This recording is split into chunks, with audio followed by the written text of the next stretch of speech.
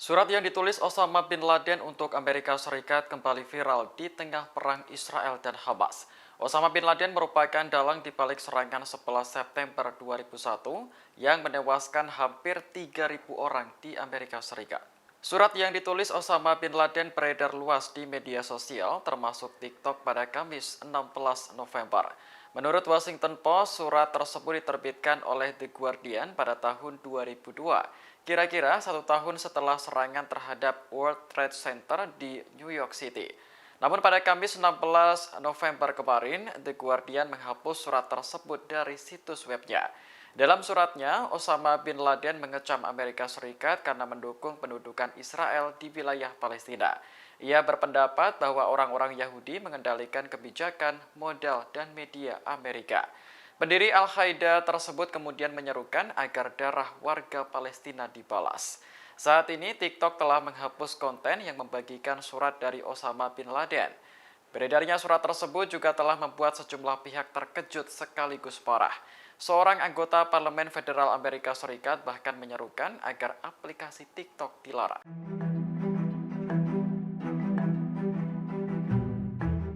Afrika Selatan telah mengambil sikap tegas terkait konflik Israel dan Palestina. Selain mendukung Palestina merdeka, negara itu juga mendesak Pengadilan Kriminal Internasional atau ICC untuk mengadili Israel. Presiden Amerika Serikat Cyril Ramaphosa menilai Israel telah melakukan kejahatan perang di Gaza. Oleh karena itu, ICC harus segera bertindak untuk mengadili negara Zionis. Menurut Ramaphosa, Afrika Selatan telah mengajukan tuntutannya bersama sejumlah negara. Meski tidak disebutkan negara yang dimaksud, Presiden Kolombia Gustavo Petro juga telah menyuruhkan ICC untuk mengadili Israel. Sebab Perdana Menteri Israel Benyamin Netanyahu dianggap telah melakukan pembantaian di Gaza. Demikian pula, dua pengacara Turki dan seorang mantan anggota parlemen telah mengajukan petisi kepada pemerintah Ankara. Mereka juga mengajukan tuntutan terhadap Israel di ICC meski Turki bukan anggota dari organisasi tersebut. Diketahui jumlah warga sipil yang tewas di Gaza sejak 7 Oktober mencapai 11.200 orang. Afrika Selatan mengecam kekerasan terhadap warga sipil dan mendesak dilakukan gencatan senjata. Negara itu juga telah menarik diplomatnya dari Tel Aviv sebagai bentuk protes terhadap Israel.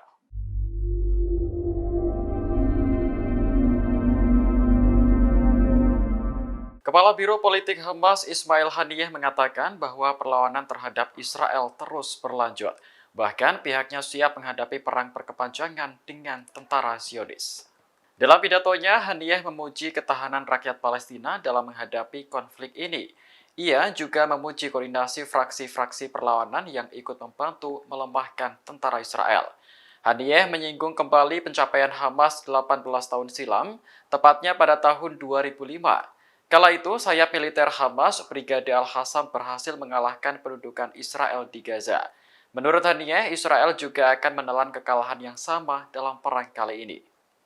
Diketahui perang antara Israel dan Hamas kembali meletus pada 7 Oktober lalu. Hamas meluncurkan serangan besar-besaran ke Israel hingga menewaskan ribuan orang. Sebagai pembalasan, Israel juga menyerang balik Gaza tanpa henti, baik dari udara maupun darat. Menurut otoritas kesehatan Palestina, jumlah warga sipil yang tewas sejak serangan itu mencapai 11.200 jiwa.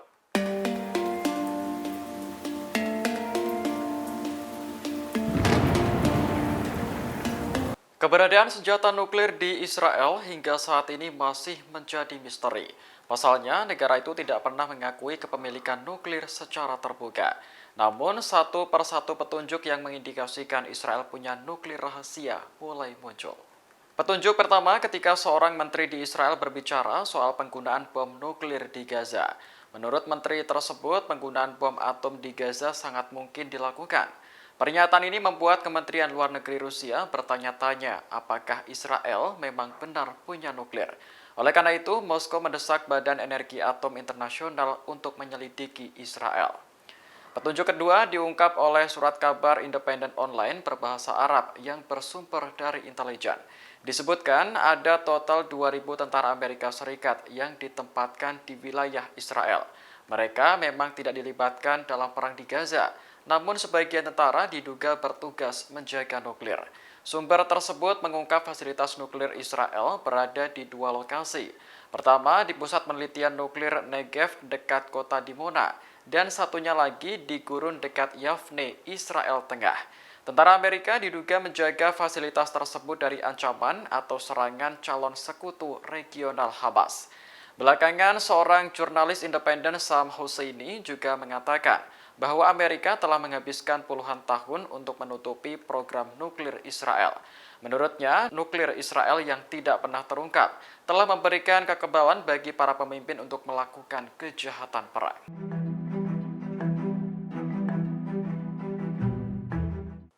Seorang tentara Israel tewas dalam serangan di Yerusalem Selatan pada Kamis 16 November pagi.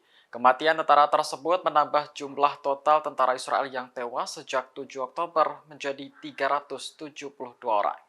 Korban bernama Abraham Fitina, 20 tahun, mengalami luka tembak serius sebelum tewas. Ia ditembak saat bertugas di pos pemeriksaan militer di Yerusalem Selatan. Sebelumnya, polisi Israel melaporkan 7 warga Israel terluka dalam serangan tersebut. Sementara 3 orang yang diduga menjadi pelaku penembakan telah dibunuh di lokasi. Mereka datang dari tepi barat menggunakan sebuah kendaraan. Sementara itu, Brigade Al-Hassam, sayap militer Hamas mengaku bertanggung jawab atas serangan tersebut. Pihaknya mengatakan sebuah kelompok yang berafiliasi dengan Al-Hassam menargetkan pasukan Israel di pos pemeriksaan militer di Yerusalem Selatan. Hamas menyebut serangan itu merupakan pembalasan atas pembantaian warga sipil di Gaza. Konflik di wilayah tersebut juga memicu ketegangan di tepi barat yang diduduki.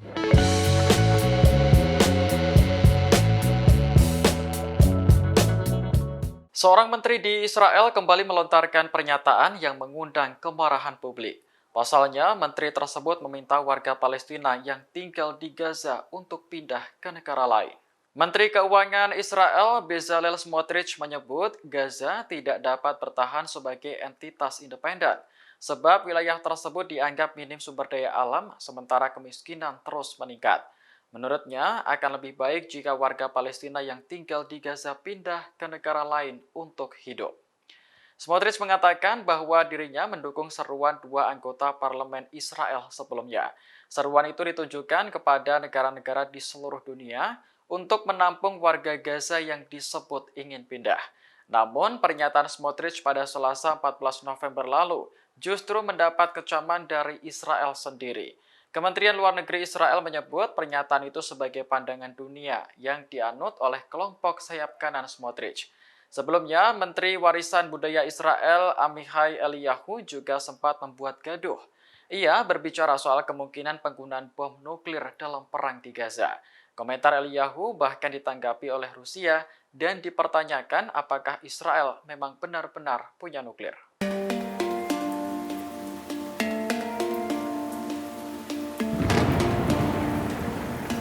Pernyataan Menteri Keuangan Israel yang mendesak warga Gaza untuk pindah memicu kemarahan publik. Masyarakat Palestina dan sejumlah negara di Timur Tengah menyebut usulan itu tidak dapat dipertanggungjawabkan. Pejabat Fatah Dimitri Diliani mengatakan rakyat Palestina hidup dalam penderitaan sejak tahun 1948. Hal itu terjadi lantaran Israel terus melakukan pendudukan di wilayah Palestina. Menurut Diliani, usulan Menteri Israel agar warga Gaza pindah mencari negara baru tidak dapat diterima. Ahmed Rafiq Awad, Presiden Pusat Studi Masa Depan Yerusalem di Universitas Al-Quds juga mengungkap hal senada. Menurutnya, deportasi paksa terhadap warga Palestina bermotif politik dan melanggar hukum internasional. Awad kemudian menyinggung Menteri Keuangan Israel Bezalel Smotrich yang berasal dari Rumania. Menurutnya, yang seharusnya pergi adalah menteri tersebut, bukan rakyat Palestina. Menteri Luar Negeri Yordania, Aiman Al-Safadi, bahkan menyebut upaya mengusir warga Palestina dari Gaza merupakan deklarasi perang yang akan ditanggapi serius. Sebelumnya, pada Selasa lalu, Menteri Keuangan Israel Bezalel Smotrich mengatakan bahwa Gaza tidak dapat bertahan sebagai entitas independen, sebab wilayah tersebut minim sumber daya alam sementara kemiskinan terus meningkat. Menurutnya, akan lebih baik jika warga Palestina yang tinggal di Gaza pindah ke negara lain untuk hidup. Militan Hizbullah kembali meluncurkan serangan terhadap Israel pada Kamis 16 November kemarin. Serangan kali ini menargetkan 6 situs militer di dekat perbatasan Israel dan Lebanon. Dalam pernyataannya, Hizbullah menyebut serangan terhadap situs militer Israel menggunakan senjata yang sesuai. Tidak disebutkan secara jelas apakah senjata tersebut berupa rudal, drone, atau jenis lainnya. Namun, Hizbullah mengatakan situs-situs militer Israel terkena dampaknya. Di antaranya situs di kota Metula, Barak Yiftah, situs di Bayat Lida, dan Misgaf Ab. Dalam pernyataan lain, Hizbullah mengatakan bahwa pejuangnya juga menargetkan pasukan infanteri Israel di Bukit Harantin. Belum ada laporan apakah tentara Israel mengalami luka dalam serangan tersebut. Seperti diketahui, ketegangan antara Israel dan Hizbullah meningkat sejak perang di Gaza meletus pada 7 Oktober. Kedua pihak terlibat bentrok di perbatasan hampir setiap hari. Hizbullah sendiri merupakan kelompok militan yang mendukung Hamas Palestina. Namun, kelompok tersebut belum secara resmi bergabung dalam perang. Seorang pejabat Hamas menyebut Hizbullah baru akan unjuk kekuatan penuh jika Hamas melemah.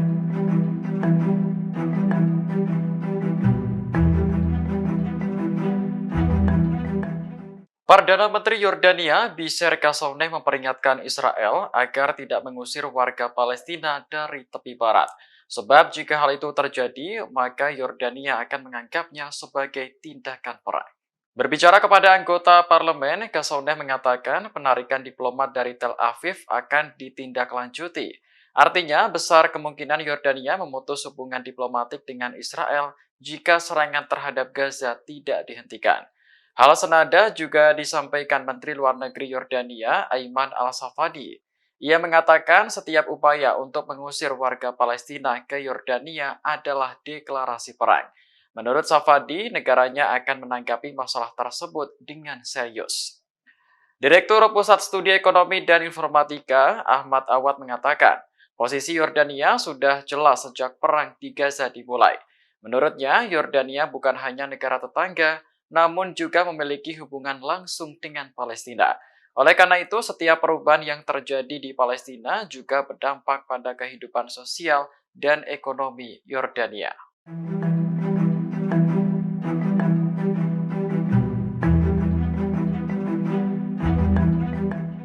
Yordania kembali menunjukkan sikap tegas terkait perang Israel dan Hamas. Setelah menarik diplomatnya dari Tel Aviv, negara tersebut kini tak lagi menandatangani perjanjian energi dan air dengan Israel.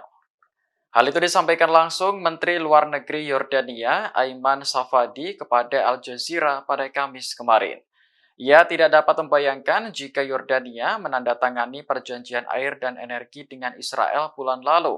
Sementara di saat yang bersamaan, Israel terus membunuh anak-anak tak berdosa di Gaza. Safadi mengatakan bahwa Israel telah mendorong seluruh kawasan ke dalam kekacauan. Komentarnya merujuk pada ketegangan yang meningkat di perbatasan Lebanon dan tepi barat. Sementara terkait perang di Gaza, ia menyebut Israel telah menciptakan lingkungan yang tidak bersahabat. Sebab hubungan Yordania dan Israel yang telah terjalin kini menjadi retak. Seandainya hubungan itu kembali membaik, Safadi menyebut tak akan pernah seperti dahulu lagi. Sebagai informasi, Yordania dan Israel telah mengadakan perjanjian damai sejak tahun 1994. Perjanjian itu mengembalikan 380 km tanah Yordania yang sebelumnya diduduki Israel. Selain itu, perjanjian 1994 juga menyelesaikan sengketa air yang sudah berlangsung lama. Download Tribun X sekarang, menghadirkan lokal menjadi Indonesia.